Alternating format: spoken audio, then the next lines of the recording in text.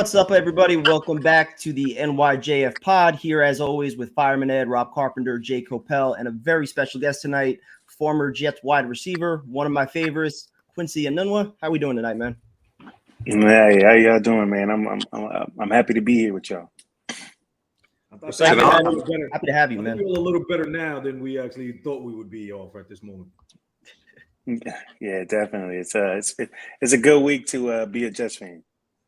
Well, let me tell you something. The one thing that your career, you were a absolute beast, and I thought you were gonna break all kinds of records, man. I just did. I appreciate it. The injury, I know. I don't. Stuff happens. But I just want you to know that, man, you were one of my favorites. I loved watching. I appreciate that. I thought you were just a beast from Nebraska. Yeah, buddy. So let's just jump right into it. First question. I hope this doesn't come off negative because we did get some positivity on Sunday night. But your best season came in 2016, a year where, at least from a public perception standpoint, there was a lot of finger pointing. Offense versus defense, the whole Sheldon versus Marshall thing. Who was at fault? Did they ride Fitzmagic a little too long? So at least after the first 3 games, did you kind of feel like there were some similarities with this current group? And did you see anything Sunday night from Zach that gave you a little bit of confidence that he can keep this together for the rest of the year? I wouldn't say there was similarities between this and that year, just because of the year we had prior. Like we were 1 win away from going to the playoffs. So I think going into that year, we really started off strong too. When you think about it, we just had some injuries that kind of derailed us. Decker got hurt early, so then that kind of hurt the offense. It gave me an opportunity to make some plays, but that kind of changed some things up. Also, Fitz had been missing for a little bit. There were so many storylines going into that season, but just in terms of this year, it definitely seemed pretty rough. When A-Rod went down, I think the hardest thing, I'm sure for any Jets fan, I can even speak for myself, was that there was so much buildup. You had Hard Knocks, you had all these different things. You had the off season of waiting to see if Aaron Rodgers was going to be traded, what was going to happen, who was going to go this way and that way, and then all of a sudden, 4 plays into the game, he's gone for the rest of the season.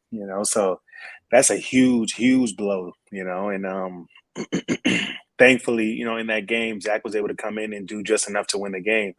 But as you can see, the following 2 weeks, he kind of wasn't able to pick up the slack. And, we were kind of seeing some of those things that we were worried about last year, and some of the things that, people were like, well, this is why he wasn't playing last year. So, for me, I'm glad to see that this last week it started to look like he started to get more comfortable. And when I was really watching the film, I could tell each week he was getting a little bit more comfortable. It just wasn't translating into, big plays for him, and I think this week it seems like him and Hackett kind of were on the same page and, looked good for the team. How much of that do you think goes into coaching, as far as just letting him rip it and play with confidence and things like that? Well, one of the things I'll say about Zach is that he's had a rough couple years. Like, if we take away his draft position, I would say where he's at right now, if he was 6th round, 5th round, 4th round, he's probably right where he's supposed to be at, but when you bring in a guy 1st round, you expect him to kind of be, a Joe Burrow or something like that right off the bat. And that's tough for these guys, especially, his quarterback coach passed away the first year. He had that injury, and now another coordinator. So there's been a lot of different things going on for him that just hasn't really gone his way. Now, there's obviously his own personal responsibility that he needs to be in the book. He obviously, you could tell this year just from listening to his interviews that he's definitely been humbled. He definitely is coming with a different attitude and a different presence. So, there's a lot of different factors involved. But I would say, it looks like the coaching this year, they kind of know what he needs to do just based off of last week, right? That's all I can do. I'm hoping that they continue that, though. Like, let's see it continue to go throughout the weeks. But it looks like the coaching is kind of like, okay, we know what we want to do with Zach now. Hey, Q, let me ask you a question. So when we were talking during the game, we actually mentioned that Hackett should have been taking the reins off of Zach, last week probably. Who do you think it was in my personal opinion, I think it was solid at first. That said it to him, said to Hackett, let the kid play, take the reins off, put these guys on the field that need to be on the field. But in your opinion, do you think A-Rod coming back in the building, do you think he got the Hackett as well? Oh, that's a good question, and a point I hadn't thought about. It probably could have been a little bit of him, right? I think it's hard to say, and I think with him and his and A-Rod's presence and the things that he's done, it's hard not to kind of put a lot of like positivity, like positive things on him. Like, okay, it was because of him. Like he gave them a speech before the game. Maybe this is why they did this. You know what I mean? So I wouldn't say that's not a fair point. I think. To be honest with you, I think one of the things that I've been talking about behind the scenes was that, the way that this offense was formulated, there was a combination of Hackett, A-Rod, and LaFleur, like all kind of putting in their own little ideas, and then it became this. So, when you think about that, I personally thought maybe, the idea going into the season was that him and A-Rod would be bouncing off ideas and kind of continuing to see like how it could really go, like really be out there, because they never actually played with this offense. So once it was just Hackett, it's like, okay, well, now I have to figure out how to do it with Zach. And I think that was kind of like, okay, let's see what he's capable of doing. And now it's like, okay, this is what I know I can put out there for him. That's my hypothesis, but who knows for real, right? The crazy thing about New York and the New York fans and everything, I mean, I think I can speak to it, is like how quickly one good game will change those boos into cheers, right? Because we went from the whole world, Joe Namath talking about like that he needs to be bench cut, traded, whatever, to I literally saw a tweet yesterday that said if Zach Wilson leads us to the playoffs and Aaron Rodgers is healthy, then who gets the start? And I was like, come on, right. We're doing this already. Like, you're never as good or as bad, I guess, as they say you are, man, because I've been spending like 2 years completely trashing Zach Wilson, and now I'm starting to think we might have a quarterback, man. All right. It's crazy. So it is crazy. And you kind of seeing it with the Giants right now. Like I think one player said, some guy that the fans are flipping hot dogs or something like that. So that was crazy. As a player, and I experienced it too, you just got to understand that, New York just expects excellence, right? Like, and, they want to see a good product on the field. And so, a lot of the times it's not a personal attack, but it's very hard to separate the personal, this is my sport, this is what I do for a living, from like people just being upset about the product that's on the field. So, I can't say it's easy for the players, but I will say that, I don't knock the fans for being upset about what's been on the product that's been on the field lately. Speaking of fans being upset, a different beast. New York is just a different beast when it comes to fans and media. Yeah. And some people can take it, some people can't. And exactly. You see right away though, like you see who the players are, who can actually handle the attention, who can handle the focus that's pinpointed on them, especially from the fans. I mean, the media is there every day, but when the fans are actually on you every Sunday or every game day, and then you start to get it every day, especially now with social media, you get it every day during the week. It's either turn it off or just play better. So that's there's really no in between. Evan Neal's going to have to turn off his Twitter for sure. You have to turn everything. Yeah, absolutely. Like everything. When I said something last week on the way home, I always have the company line, and I'm always, you guys know, I'm positive 99% of the time. That's just the way it is. The company line, I'll talk within ourselves, but I'll never let it get out there, because there's enough haters with the Jets. I don't need to have Giant fans and Steeler fans and all these fans going, oh, look, even their fan, one of their number one fans says this. But here's why I said what I said, and I stand by what I said. Because I'm fortunate I'm behind the bench. Most fans aren't behind the bench.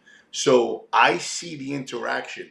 Now, with that being said, I only see it for 3 hours on a Sunday. I don't see it in the practice facility. I don't see what's happening in the locker room.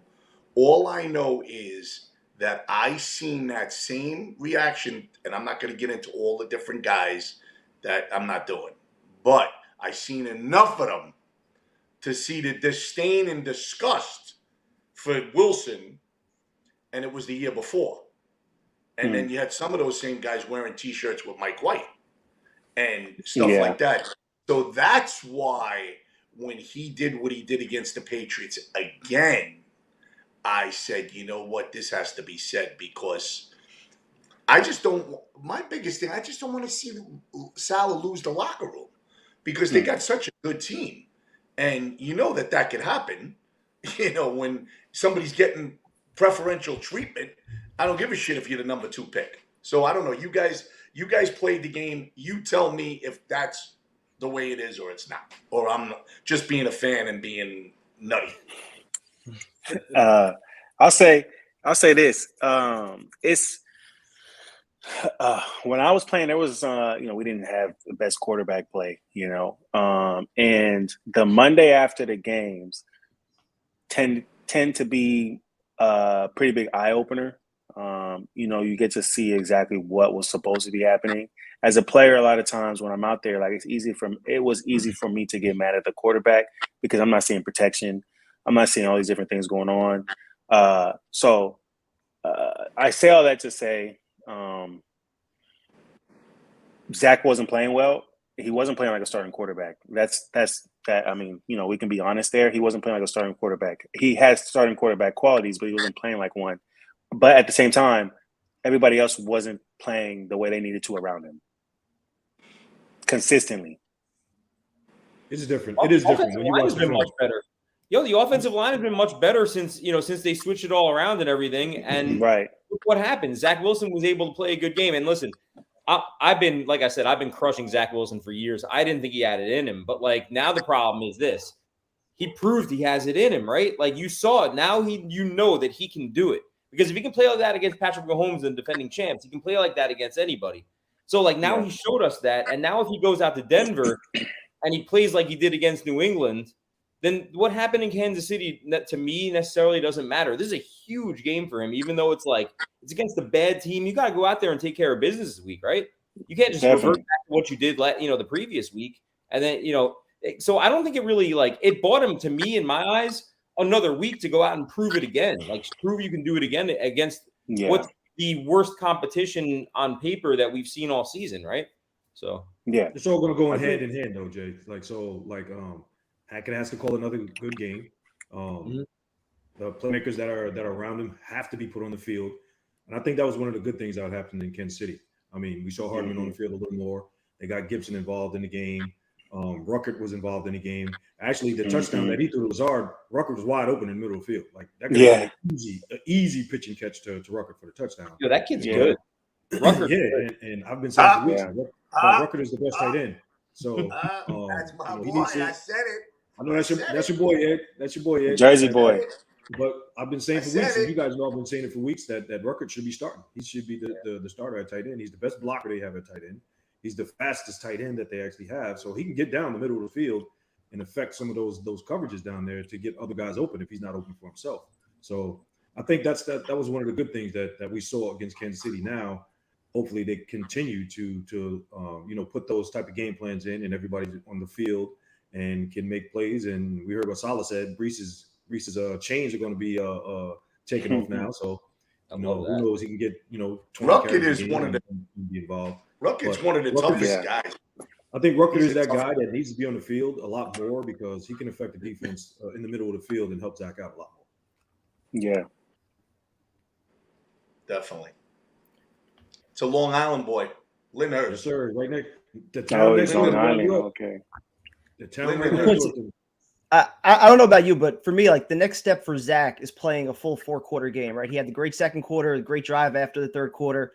They still started off slow in the first quarter. Last 3 drives, didn't do anything, fumbled in the fourth quarter. Maybe I'm, a little too negative about it. So what goes into starting a game fast? Because one of the few things, you were here for Adam Gase, one of the few things that you guys actually did pretty well with him, you had those scripted plays, the first 15 or 20 plays that usually worked pretty well. The offense got off to a fast start. So what goes into, just getting the offense out to that quick start, at least for the first quarter?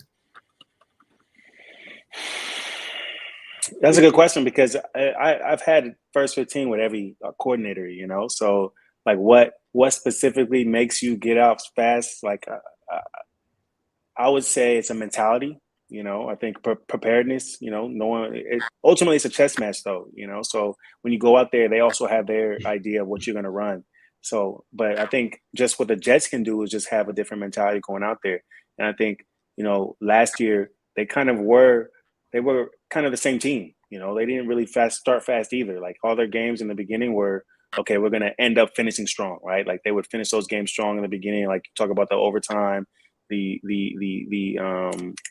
onside kick against the Browns, all those different games that they won late in the game. That's just how they've been playing. I wonder what kind of conversations are going on in the locker room. What is Salah saying? Like, how are they getting prepared for the games? But yeah, that's something that I personally am still trying to figure out what makes a team start fast the best, right? Like, because I don't have the answer to that. Yeah, because now it's starting to become a trend when you factor in the way they finished off last year, plus the first 4 games this year. They're getting outscored 30-0 in the first quarter. Right. What about right. continuity? Quincy, what about continuity? Meaning that it's the same 5 offensive linemen. It's the same right guys working together. Because when you look back on last year and you look at the start of this year, it's the same thing. There's no continuity. It's we started with Rodgers. We didn't have the same offensive line. Dwayne Brown was over there. For the last 2 games, we actually have a solid offensive line and the skill position players, and they're starting to induct Ruckert and Gibson, and you have all the other guys. And now that's a great point. Some legs right? You're getting legs under Dalvin Cook and you're getting legs under Breece Hall because we don't have preseason anymore. So it takes right now is when they should start rolling because you're 4 or 5 games in now. Now you start rolling, and continuity I believe is huge. Oh yeah, no, that's a really great point. I think that's one of the biggest things that's kind of stopped them from being successful. You think about last year, the offensive lineman rotations. Now this year, again, offensive lineman rotations. So the hope is that you can keep this line right here because this is their best 5, right? Those guys played really well this past game. If you can keep, honestly, if you have a good line, like that is the foundation to your team. That can keep you going anywhere. They already have the playmakers. If they can just have a line that's going to keep Zach clean, his jersey clean for the rest of the game. If they could, honestly, they could have, and this is probably hyperbole, I'm probably speaking, but like if they could keep that same line for the rest of the year and have their role players around them go down and rotate, I think they would be fine. That like you have great backs, you have great receivers. You know what I mean? Like it's just that line it just has to stay consistent and be healthy. You know what we've seen? For the last 2 weeks? Because Mekhi went to the left side, Laken Tomlinson has played better. What we've seen on the other side is AVT going out to tackle, and we've seen the better runs actually coming.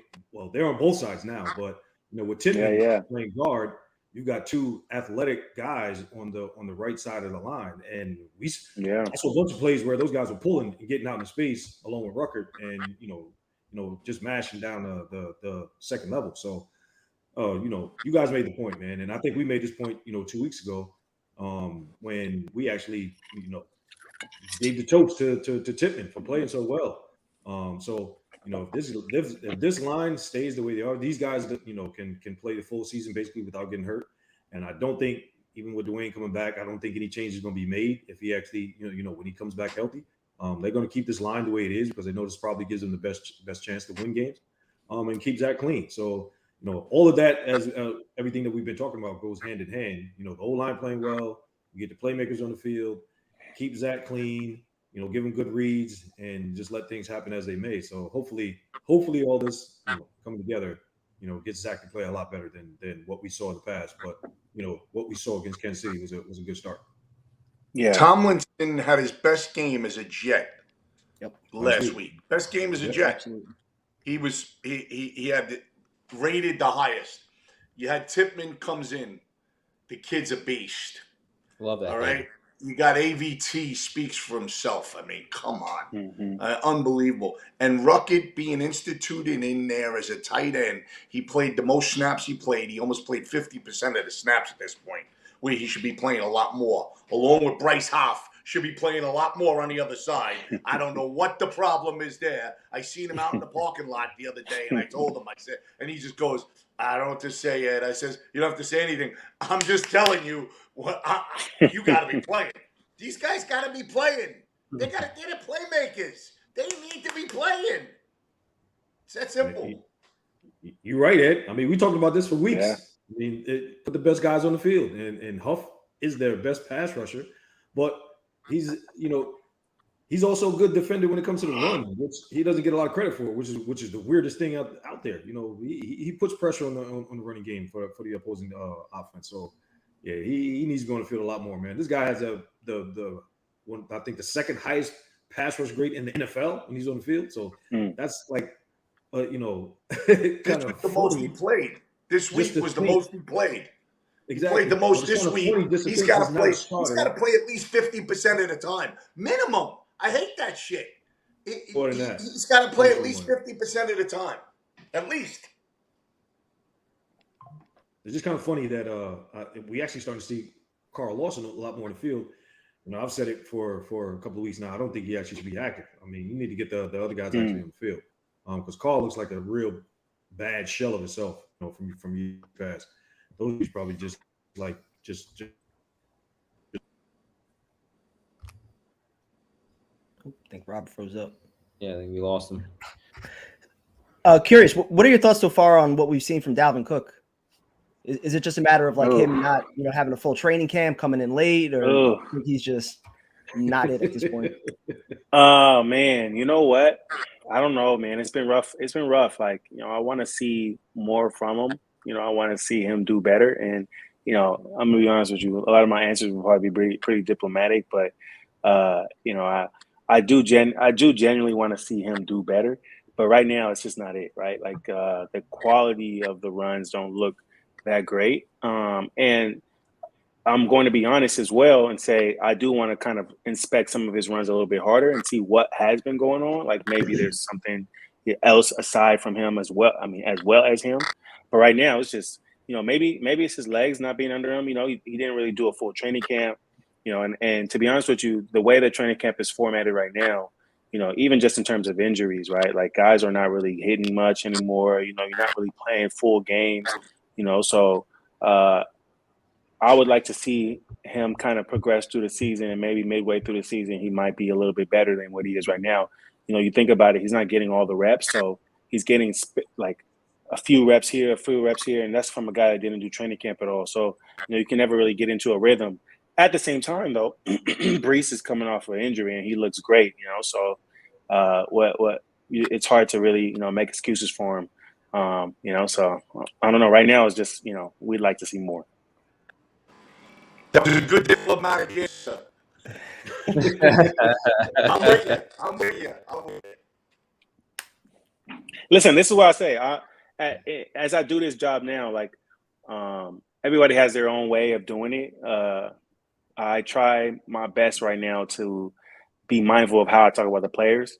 Right. The coaches, though, I'm a little harder on the coaches. But the players, I try to give them the benefit of the doubt until you show me, like there's nothing else. It's got to be you, and right now, 4 games into the season, it's hard for me to say anybody is really, trash. You know what I mean? And Zach proved that by having a great game last week. So until we get towards the end of the year, that's a whole different story. If you consistently put a bad product out there, then you have to take what comes to you. If you're not playing the way you're supposed to leading into the end of the year, at that point, you got to look in the mirror. Anybody saying something about you, that's on you. I hear that. Speaking of being tough on people, though, Q, like, look, man, what happened in that game? I put a decent amount of percentage on the refs at the end of that game. Me personally, like, I don't understand how you call that on sauce at the end of the game there after the guy picked the ball off. Like, that was just a crazy call. And to bail out, look, there's got to be some like emotion in sport. I know the refs aren't supposed to have emotion, but like 3rd and 20, throwing in a double coverage to call a ticky-tack penalty in that spot, to me is like so as a player, when something like that happens, like how hard is that to shake off? Like if you're Sauce right now and like that was the game on the line and you got completely right. it taken away from you, like how tough is that on a player? That's got to be rough, man. Oh yeah, it's tough. I mean, listen, the game is already tough in and of itself, right? So then when you have things outside of your control kind of dictating what's happening, you got to be, I mean, the mentality you have to flip back into, the game it's hard, and it's not easy at all. And now you're constantly second guessing things, right? Because it's so late in the game, and something that you've probably been doing all game is now being called with what 5-6 minutes left. So it's a tough situation to put you in. 4 minutes, and so exactly. The one thing about that call, so it's like the one thing about that call, which was bad.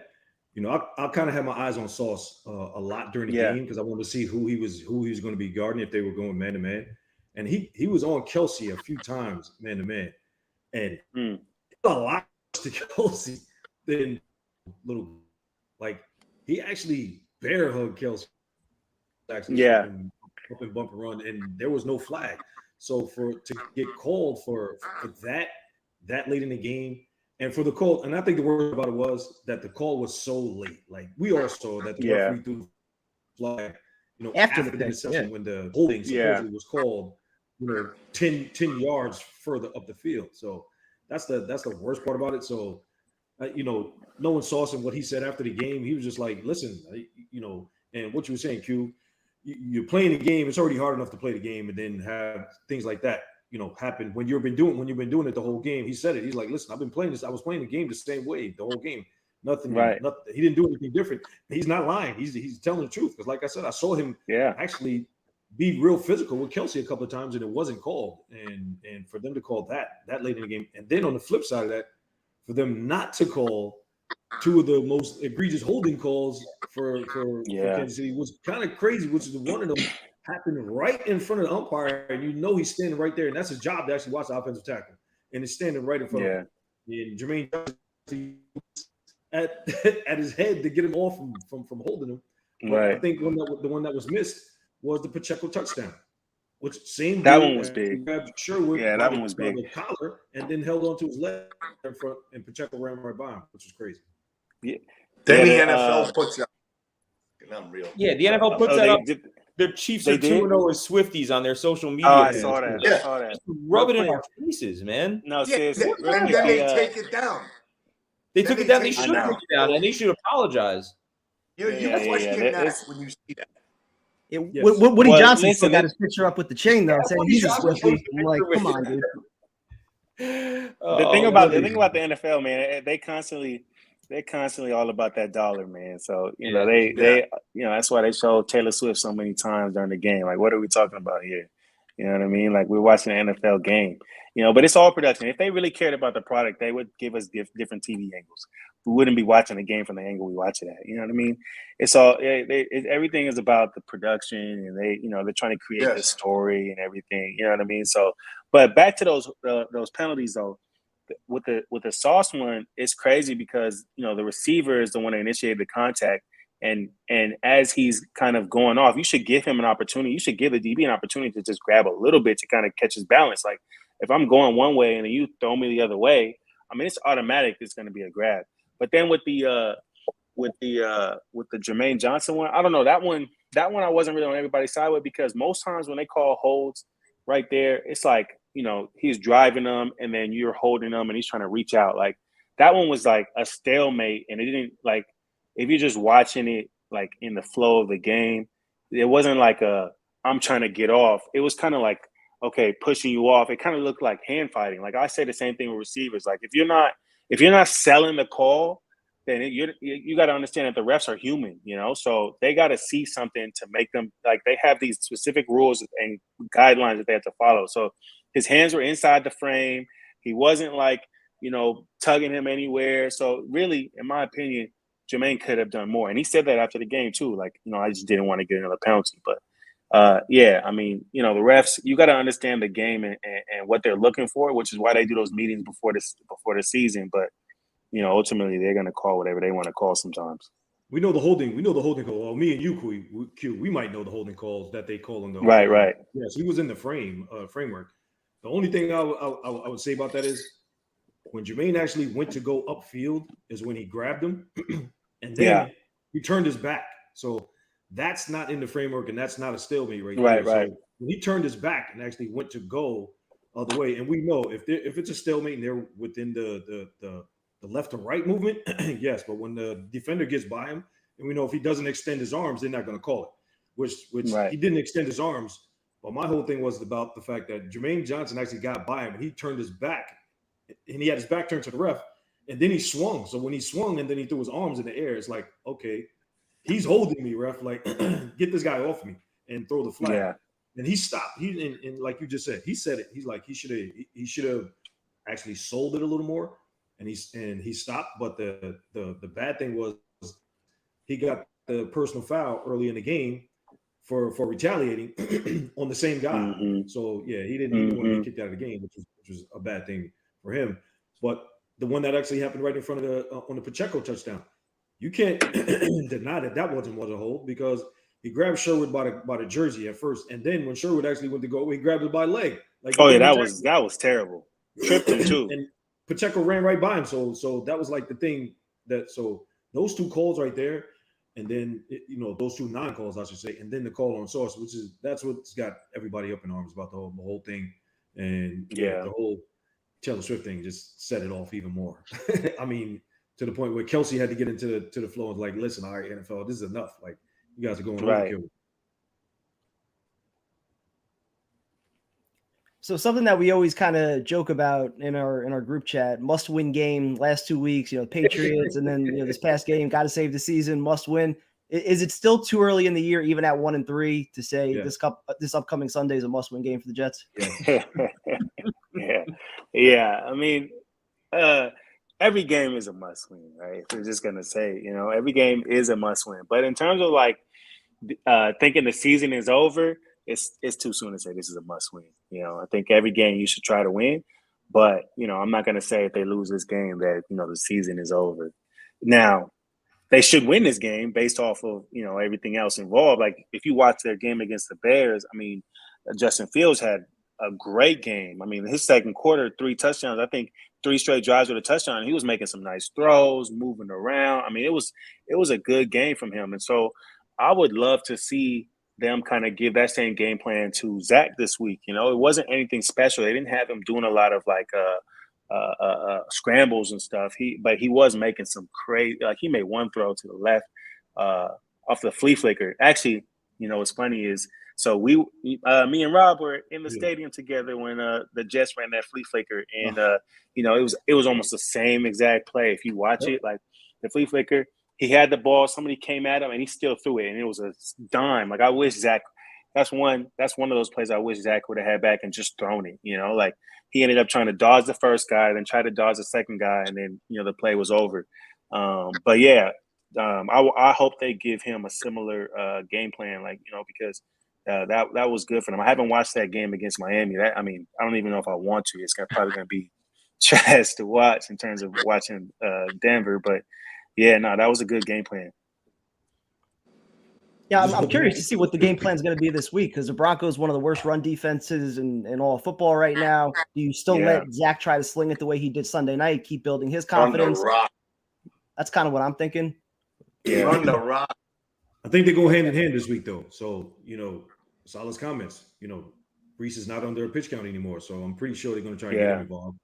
And we know this is the game that he got hurt in last year before, before he got hurt, he had that long touchdown run. So I'm pretty sure he's got that revenge factor in his mind. And the rest of the team has that revenge factor in their mind, because after Brees went out, they didn't really play that well. So, but for the game plan itself, it should be Brees, and then the same way they actually did with Kansas City, get a lot of guys involved in the game. And like you were saying, Q. What Fields did to them down the field, a lot of it, what we saw was to Koeppel, the tight end. So you get Ruckert involved in this and get him down the field and get Conklin down the field. And I think a lot of big plays can be had because Denver's defense is not really that great. So as long as they pick the plays for this game plan that can pick them apart. And I'm pretty sure they probably have watched already the Miami game enough, and are breaking down this Chicago game enough to put in a decent game plan, hopefully. Yeah, I agree. So throw nice the to ball, have throw the ball early. It'll set up the run. Go ahead, Jay. Yeah, I was saying it's so nice to have some hope this week because I mean, look, realistically, we've lost 10 of 11, right? Like, but we've never felt better coming off of a loss than we did off that Kansas City game. And I'm not a big like participation trophy, moral victory type guy. Like, typically those type of losses to me just hurt more for the most part. But like this game on Sunday, it's from where. Look, we can take like it happened inside of the game. We were down 17-0, and me and Kev, we couldn't even say what we wanted to say in the group chat. We had to go to the private chat, man. Things were getting serious in there. I mean, listen, Ed doesn't want to hear. You got to think of right now. You got to think about it. The biggest reason why even some games were close last year. I think the biggest reason why so many people have so much optimism is because like the Jets defense is going to play that poorly against the run again for the rest of the year. Like you think they're going to play pretty strong against the run. So if Zach can continue that performance, then that's a great team right there. 70% completions, 2 touchdowns, no interceptions, right? Like that's what you want from your quarterback. So, if he can show up, then all you need is the defense to play consistently the way they have been. And that's a great team. Mm-hmm. So it makes sense for people to have optimism. Now, Zach has to take this newfound confidence as well as this new love from Jets fans. Like he will be, I mean, I don't even know, like out of this stratosphere in terms of the love he'll get if he keeps winning like this, Listen, we all know, like we said earlier, it's rough in New York. It's hard in New York. Yeah. If Zach can continue to play the way he plays and say the Jets string a few wins together, man, by win the next 3 out of 4 per se. Zach will have the key to the city. It'll be just like definitely. But this real quick, this schedule was really front loaded though, so I think we kind of have to put that in perspective that the rest of the year after the bye is a lot easier than the front half of the year, Right. I'm writing an article, Mara.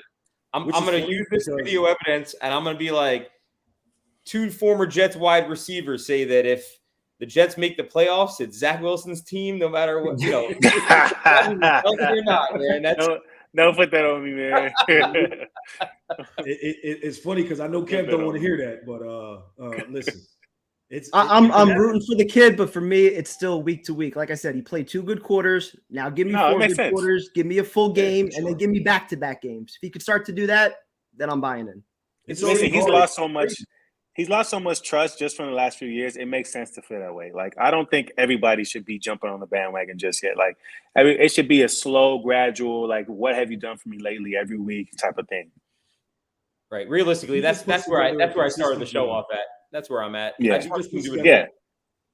If he puts together consistent games, like just consistent games, nothing crazy, no wild 2-3 interception games that when the games actually should be won. If he just puts together consistent games and Hackett and the offense can be on the same page with Zach and doing everything to his strengths, he'll probably prove a lot of us wrong because I'm with you, Kev. I'm like, man, it's going to get bad if actually he strings together a few and then what? Because A-Rod is still here. Like what do we do then? You know what I mean? So say the craziness happens that he does lead the team to a bunch of wins late in the season. They end up making the playoffs. Okay, now what? Is A-Rod going to actually come back? Do you take him out? And I know this is week to week. I'm getting a little ahead of myself, but he just needs to string together. We can look into the crystal ball a little bit. Gotta have something to look forward to, right? True. Yeah. I think Ed, you having audio issues over there? Yeah, he was trying to say bobbing around. I don't hear him though. Yeah, I'm gonna take him out for now. We'll bring him back in. Quincy, quick question. If I keep seeing this pop up in the chat, we were talking about it a little last night. If the Jets win the coin toss, would you actually receive this week?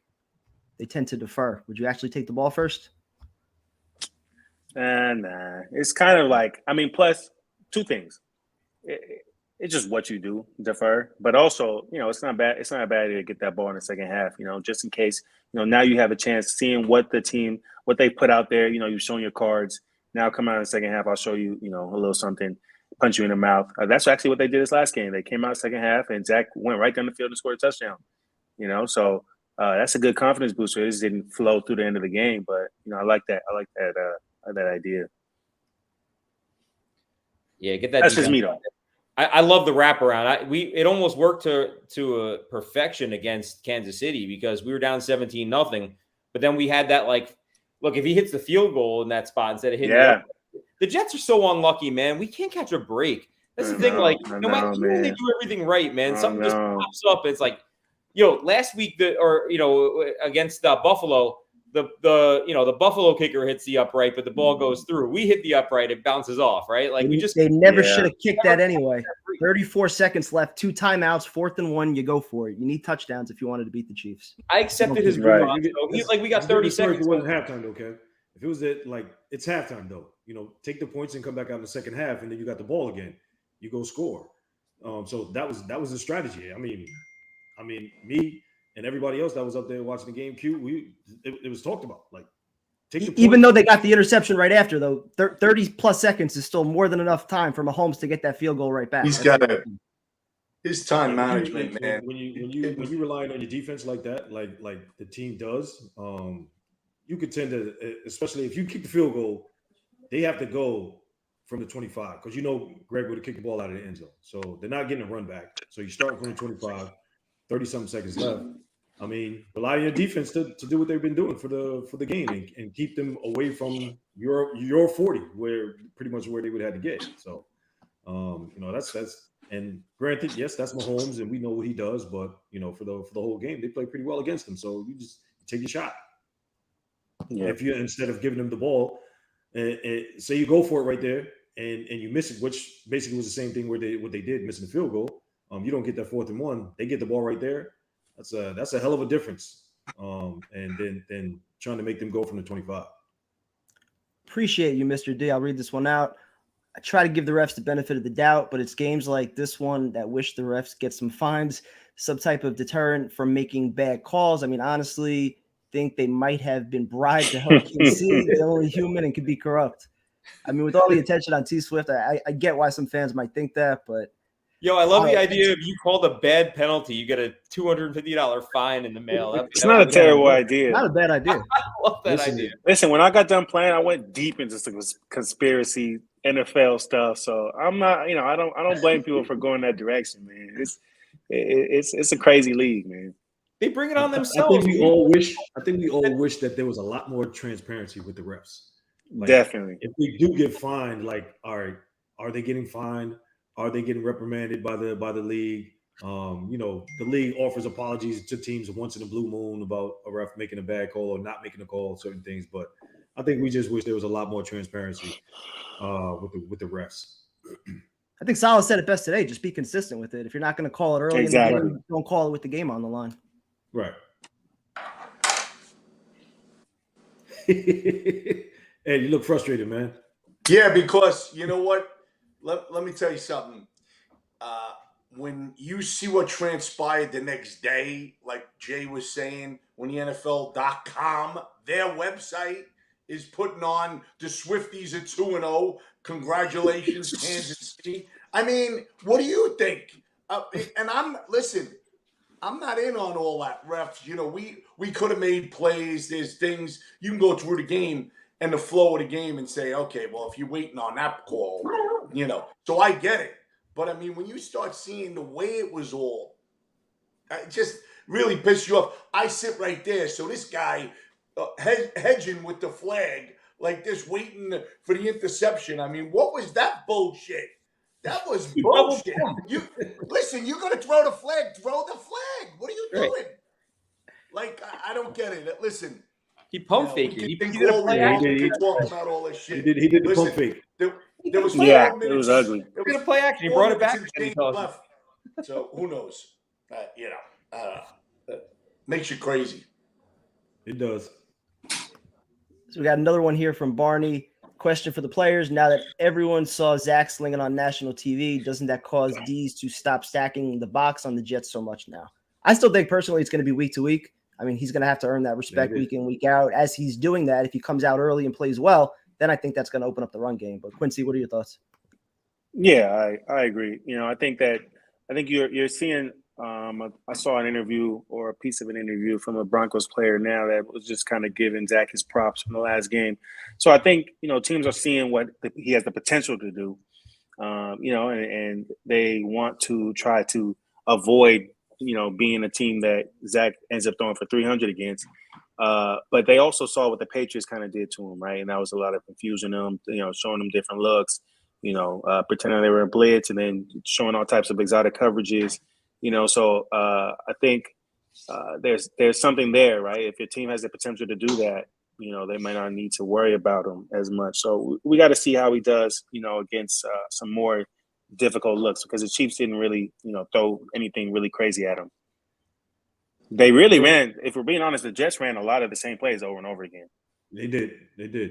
Yeah. And I think what they should do, and I've been saying this for a little while now, it's going to be on Hackett, actually. You know what I'm saying? He has to get the other guys involved in the game. If you spread teams out a little more and you have Hardman on the field and you have Gibson on the field, that's speed on the outside. So the team has to the defense has to respect that. You can't really stack the box so much, especially if you hit a couple of big plays over the top against a stacked box with those guys on the field. So I think that's on Hackett to get those guys on the field and actually take those chances. Just say, Zach, just take a shot. I'm saying, like, don't be scared. Early in the game, take a shot, get these guys to back off, and then you get them out of the box, and you give Brees or Dalvin a better chance at these big runs. But we see Brees can actually break through some of that nine in the box and take one for a big run. So this is going to be incumbent on Hackett to actually get that done, to get those guys on the field, spread the defense out a little bit. Can we get Hardman on the field? Can we get McCole Hardman? That's the biggest mystery right there. It is, man. Can we get him on the field? We talked about that, Q. That's a real that's head scratcher, man. That one is interesting, man. I don't know what to make of it. Is he in a doghouse? I mean, I don't understand. I don't know. I don't know.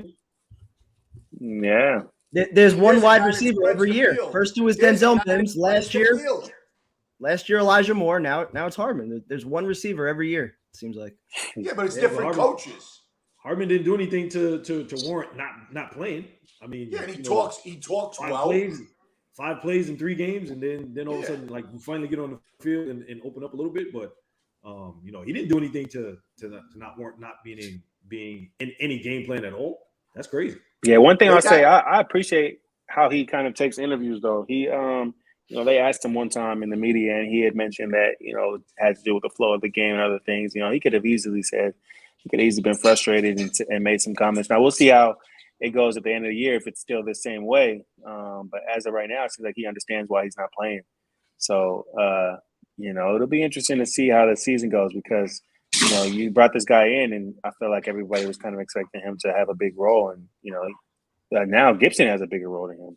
Yeah, they need to give him more reps than Cobb. Cobb should not be getting more reps than him. There's no way, and that's Brickley, Hackett, and Cobb. That's his boy, and that's the bottom line. I mean, you cannot compare Cobb to McCole Hardman at this point in his career. Come on now. Definitely not speed wise. Definitely not speed wise. Well, and you're looking for some juice. You're looking for some juice. There's the juice. Gibson I think it would have been one thing if Rodgers was still the quarterback, where they have that chemistry. He knows where he's going to be, but now it's like you don't even have that. So get your speed on the field. Yeah, that makes sense. The only thing with Cobb is that veteran presence. It's helpful. I would say a lot of times with a young quarterback, it's helpful to have a veteran guy out there. Now, obviously, you have Lazard out there, so you don't necessarily need Cobb, but Cobb obviously has a lot more years on him. Zach had a real good game versus Tampa against Brady end of the year. This time he doesn't have to wait until next year to keep it going. mean, he struggled a little bit at the end of last year, but I'm hoping he can keep riding this. We got a lot of season left. Let's build off this, man. So's the whole universe, Jet universe, because you're basically your season's riding on number 2. That's why it's not hop on, hop off. Everybody just sit back and let's see what he does. That's what you're gonna do. Like we were saying before with the crystal ball, I mean, like hearing Rodgers on McAfee, you want to have that little bit of hope that if you get there, if you have a shot to get into the playoffs, or if you're actually in the playoffs, he can come in and give us what we thought we were going to have this year. You want to have that little bit of hope still. I feel like that's just a motivational speech. I don't feel like he's got any shot of coming back off a torn Achilles for the playoffs. I mean, it's so long away. It's so long away. What's the difference? Who cares? Let him. Right. If that drives him, and that keeps him going good. But you can't, as a fan or in the organization, you're going to rely on that. You can't rely on that. That's impossible. Hey, real quick, are you guys hearing any background noise from me, or is everything okay?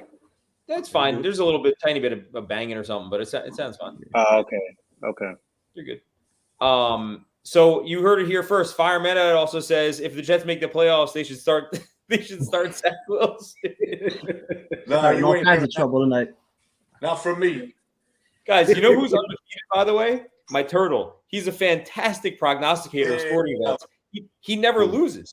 He never loses. And he picked the Jets again this week, and he's riding a hot streak. He's 4-0.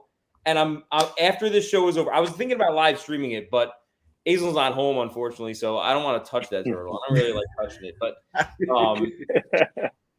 I'm going to get that pick tonight, so I'm a little nervous. I'm going to be honest, because if he picks the Broncos, I might not even watch. I don't know if I can. The Jet fans get so mad at me when I post it, but I can only post what he picks. I'm not like rigging it. I can't. Otherwise, who would take it seriously? But he's legit. He started off. He took us against Buffalo. He took us against Kansas City. He knew we were going to lose to New England and Dallas. What was it that everybody was following last year? Same one, same turtle. He's 4-0. No, but not the turtle though. It was something else though that everybody was following. I think it was all I did last year was the turtle. I think somebody had like a sheet of the coin. Yeah. The coin last year. The coin last year. That's what it was. It's this year's version of the coin. But the coin got up to like week 11. He was undefeated. The coin was crazy. Turtles on pace. We'll see what happens this week. You kill me with the turtle watching film though, man. Like that's the kicker right there. With the White Claw. Yo, White Claw hit me up. I'm trying to work a little something, work a little side deal out with White Claw. I'll tell them I'm gonna switch it up to Truly next week if they don't come up with the best. Truly. Quincy, you look like you could still play. You in shape or what? You feel like you can go? Mean, nah, not even close. I mean, listen, I still work out, but I'm nowhere near playing football shape. Like, if I told y'all my weight compared to what I was when I was playing, I'm nowhere near playing weight or playing shape. I still feel like you can make a few receptions. You get more playing time than McCole Hardman if you suited up tomorrow. Oh man! Don't disrespect McCole Hardman. I'm just saying that they're letting they put everyone in over McCole Hardman. It's crazy. No, I hear you. I want to get that guy on the field. I want to see what he could do. Speaking of the film that I played last week, I don't know if you noticed when he was watching the game film of the Chiefs, was McCole Hardman running the ball in against us last time we played him. He did like a running play. They handed the ball off to him and he went like around like on the inside, just 40 yards to the house. Listen, I want to see this week up there in that mile high air, Zach just let one fly. And either McCole or Gibson or Garrett, somebody just running under it and scoring an easy touchdown. I just want to see that one time. Just let it fly and up in that air because we know he's got the strong enough arm to do it, and the speed is out there. The team has the speed to get that done. You know what's interesting? I was there last year at the game when we beat them, and that was a tough game to be at because that was the game we lost Brees and we lost ABT in the same game. But that was the game where, interestingly enough, it's crazy how life twists and turns. That was the game where I gave up on Zach. I was like, man, this guy, because he was terrible in that game objectively. We won the game, and I've never been like as happy as I am after last week's loss is how mad I was after that win because I was like, we got no chance with this guy, and then. This year he's going in there and I'm like, all right, we got a little something cooking with Zach and I'm excited to see how he plays. So it's just an interesting, and obviously, and now Brees is going back there to where he got hurt, and AVT's going back there where they got hurt. So it's interesting. I mean, it's nice little redemption. It's not being said, but I know they want to go out there and put up like 50 on Denver. I bet. That'd be great. Sean Payton talking all that shit during the preseason. So yeah, I'm pretty sure everybody on the team wants to go out there and put up like 50. How about toast? Yeah, we got a toast. We got that toast. Q, we got it. We every week we do a toast to our the player on the Jets who you think deserves the toast the most. So since you're our guest, we'll let you lead it off. Who do you think was your guy this week that that deserves a nice Fireman Ed NYJF lager? I mean, I feel like the easy one is Zach, right? Like after last week, I feel like he probably deserves a toast, especially coming off of the heels of the week prior and Joe Namath calling you out. Like that was rough. That was rough, man. That was rough. And double down on it too. So I'm glad that he did what he did. So I would say, give him a toast. And then defensively, Quincy Williams continues to show up. So, got the same name. So, I got to give him a toast too. Love it. Love it. Love it. Listen, I'm gonna go. I'll go. I got it here. Yeah. There you go. We're with I don't got the drink. Yeah, Rob Carpenter knows. Absolutely. I'm right with you. And it's funny because I got a double this week. I couldn't split it up. I was thinking about it all day long. I'm like, all right, am I going to pick Zach? Am I going to pick Q? I got to give them both, because Quincy is balling out, man. And he's probably like top 3 linebacker in the game at this point right now. Yeah, he's doing some incredible stuff out there.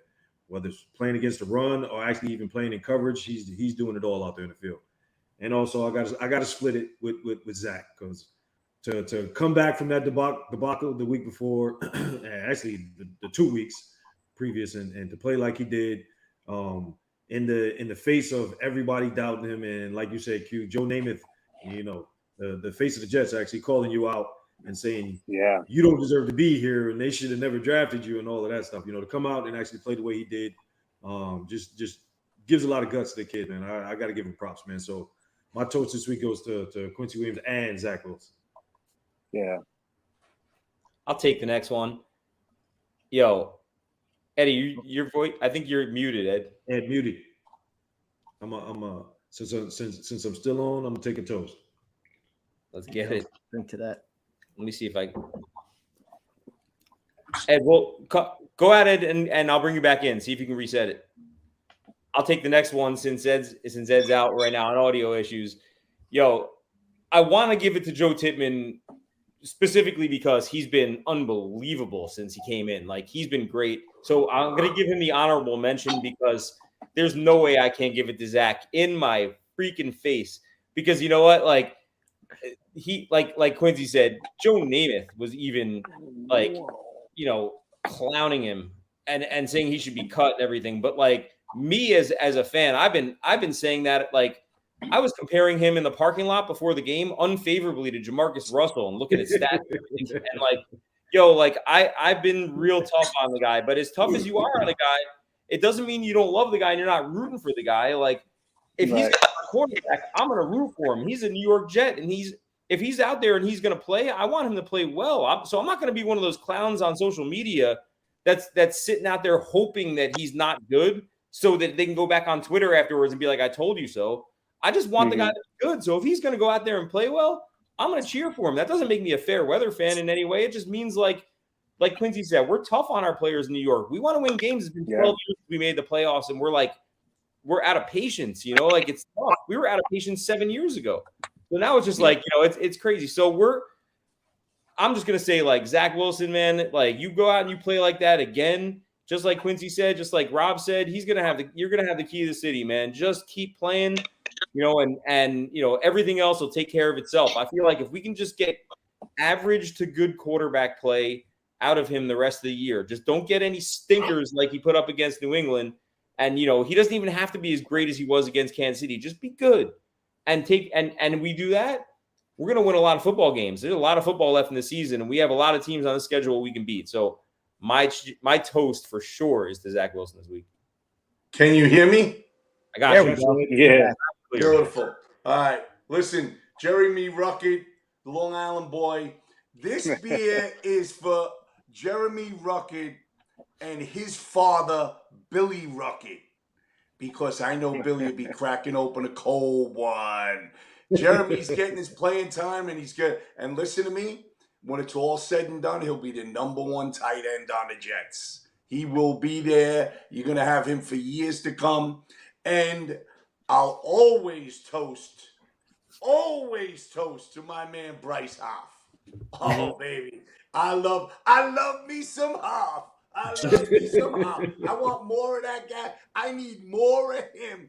I need more Bryce Hoff. Hey, Salah, you better play him. Play him like you play Quinn Williams. What are you doing? Let's go. Quincy, I love you, bro. You're the best.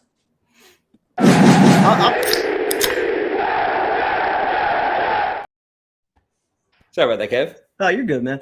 I'm going to go with somebody who I feel like is a little bit of an unsung hero from Sunday night, who I think made the play that literally turned the game around, that kind of got Zach's confidence rolling, which was Allen Lazard. Him running under that deep ball, making that play. Like, if that's an interception, when that game, what was it, like 17-2 at that point, that game could have gotten out of hand real quick. So after that, you saw Zach build some confidence. He got on a roll. I think Lazard so far has been an unsung hero, especially in that locker room, showing some leadership. So cheers to Allen Lazard. Love that. Well, I want to cheer Zach Wilson again next week so bad. I'm going to reserve a spot for my cheers. I'm going to tell him right now. You go out and you throw for over 200 yards, you throw multiple touchdowns and no interceptions, you have my cheers locked in for next week. That's not even that high of a bar either. 2 touchdowns, 200 yards, get us the win. No interceptions. I'll take 1 interception and you get the win. I'll be fine with that. Ruckert is built like a monster. Yo, Ruckert, did you guys see that catch that Ruckert made? That guy's got hands and he's fast and he blocks. Yeah. Yo, I like that kid, man. That kid can play. Conklin was good last week. Freaking all the tight ends. 2 weeks. Jeremy Ruckert needs to start. He needs to be that guy. Mm-hmm. Ed, you're I think he will be. I'm with Ed. I think it'll be a couple of weeks. He'll be the starter, and the offense will be rolling along. Is that going to do it? Before Ed breaks his computer. I don't want Ed to get mad. Ed, we love you, man. We're not going to be able to hear the last 2 words, but we love you. Appreciate you. Ed's going to break that Wi-Fi, man. You coming out, my man.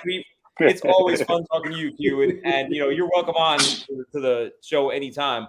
We love to have you back as the season progresses for sure. Just want to do a quick 2 seconds of business, and I'll let everyone else take us home. Our sponsor, Stumpy's Hatchet House, axe throwing. What's better than that?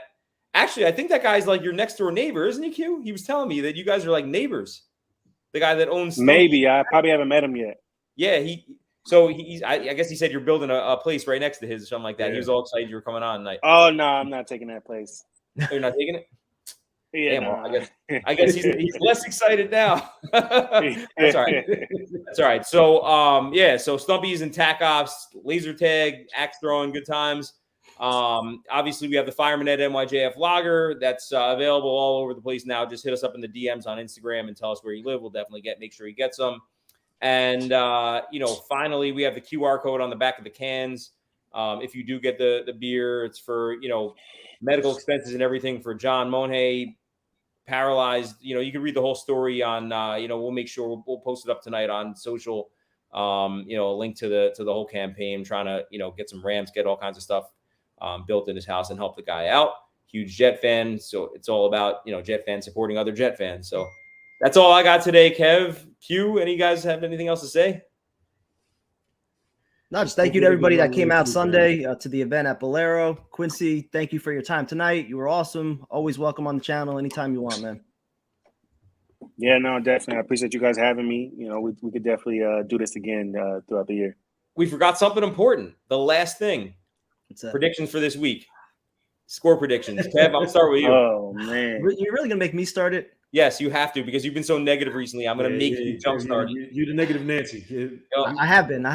And I don't want to jinx nothing, but I'm feeling a little bit more positive this week. I don't like the Broncos defense. I think we're going to put up some points. I think there is a chip on some of these players' shoulders with all the comments from Payton that have been going on from the offseason. So For the first time in 4 weeks, I'm going to pick a Jets win. I'm going Jets 33, Broncos 17. Let's go, Kev. Back to fucking I hate positivity. to do it, but Love to see it. I got to be a little positive this week. Q? I got Oh, Rob, you want to take it? Actually, I'm gonna be a little positive this week too, man. I actually do think they're gonna play well this week. You know, a lot of positive vibes coming out of last week. I know they want to hang up a 40 or 50 burger on the Broncos.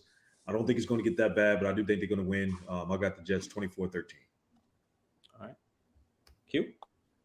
I don't have a prediction right now. Maybe when I come back another time. But you know, what I can say is I'll plug my show. You know, YouTube, New York Jets, NYJF.com. You know, I'm live right before the game, live after the game. Check me out there. Maybe I'll have a prediction on that day, Sunday before the game, 2 hours before the game, and an hour after the game. Check me out. And when I come back next time, I got a prediction for y'all. Perfect. All right. So, yeah, I mean, first of all, I'm super proud of you, Q. I know I seen, you know, everything since retirement you've been up to and everything. Being able to see you talk Jets on the official site is phenomenal, man. I'm super psyched for you, man. So I check it out all the time. It's a great watch, and I suggest everyone does check it out as well. I should be more confident than I am this week. You know, part of me thinks that like this game could be like a bizarre, like you're 1-3 and get caught in a trap game. I'm just bullshitting you guys. Are you out of your minds? So we're taking it home, 34-3. They're barely going to put up any points. They might scrape 3 together. Our defense is going to shut them down. Our offense is going to rub it in their face, and it's going to be a long day for old Sean Payton. So I'm ready for it. That's all I got. I hear you, Jay. I'm loving that. All right. Thank you to everyone that joined us. Quincy, again, thank you for coming on, and we'll talk to you guys next week. Yes, sir. I appreciate y'all. Y'all have a good one. You too, man.